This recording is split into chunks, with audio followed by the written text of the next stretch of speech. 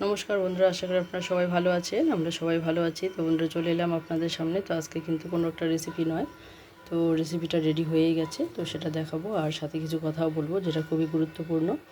তো দেখুন, এখানে কিন্তু আমি ভর্তাটা তৈরি করে নিয়েছি। তো এই ভর্তার মধ্যে কিন্তু দেওয়া আছে ডিম, কাঁচা কলা, আলু, পেঁয়াজ, লঙ্কা, স্বাদ মতো লবণ আর সর্ষের তেল। তো সব কিছু দিয়ে খুব সুন্দরভাবে একটা মাখানো একটা ভর্তা। তো গরম ভাতে কিন্তু খেতে ভীষণই মজাদার হয়।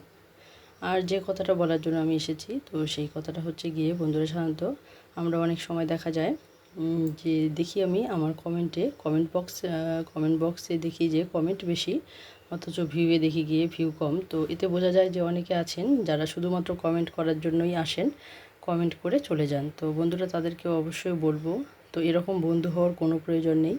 যদি আপনারা আমাকে এগিয়ে দেওয়ার পরিবর্তে যদি আমাকে পিছাতে সাহায্য করেন বা পিছিয়ে টেনে নিয়ে নিচে নামান, তো বলবো এইভাবে এরকম বন্ধুত্বের কোনো দরকার নেই।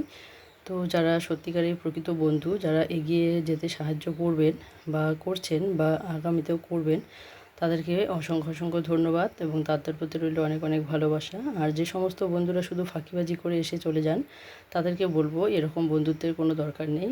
তো আপনারা প্লিজ এরকম করবেন না। তো যদি সত্যিকারের বন্ধু হয়ে থাকেন, তো অবশ্যই ভিডিও দেখার পরেই কমেন্ট করবেন, লাইক করবেন। আর যদি আপনাদের একান্তই সময় না থাকে, তাহলে বলবো প্লিজ কমেন্ট করার জন্য শুধুমাত্র আসবেন না।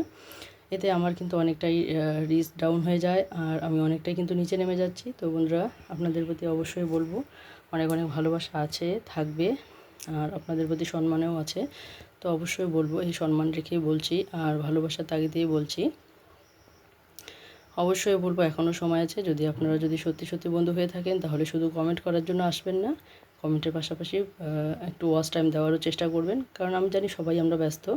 তো এর মাঝেও কিন্তু আমি যারই ভিডিও দেখি না কেন, ফুল ওয়াচ করার যদি সময় না পাই, আমি কিন্তু 3-4 মিনিট কিন্তু দেখার অবশ্যই চেষ্টা করি।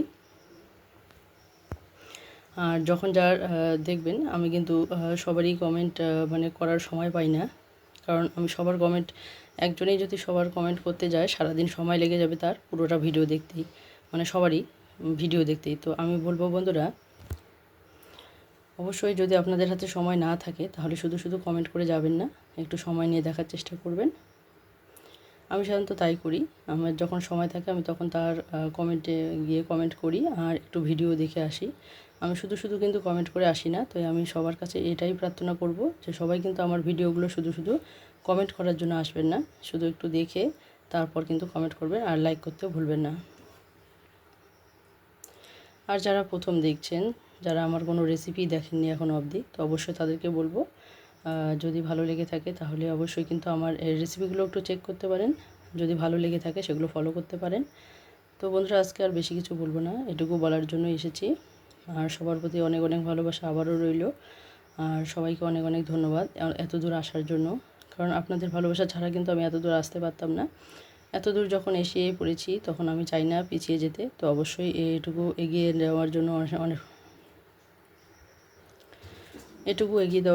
অনেক ধন্যবাদ। তো বন্ধুরা, আবারও বলছি, দয়া করে প্লিজ কেউ শুধুমাত্র কমেন্ট করে যাবেন না, একটু ভিডিও দেখে তারপরে যাবেন। কারণ আমাদের কিন্তু কমপক্ষে 3 মিনিট কিন্তু 30 সেকেন্ডের মতো কিন্তু আমাদের ওয়াচ টাইম দিতে হয়, তবেই কিন্তু একটা ফুল পরবর্তীতে কেউ তার কাছে পাঠাবে আর কি, ইউটিউব এরকমই কিন্তু সিস্টেম আছে।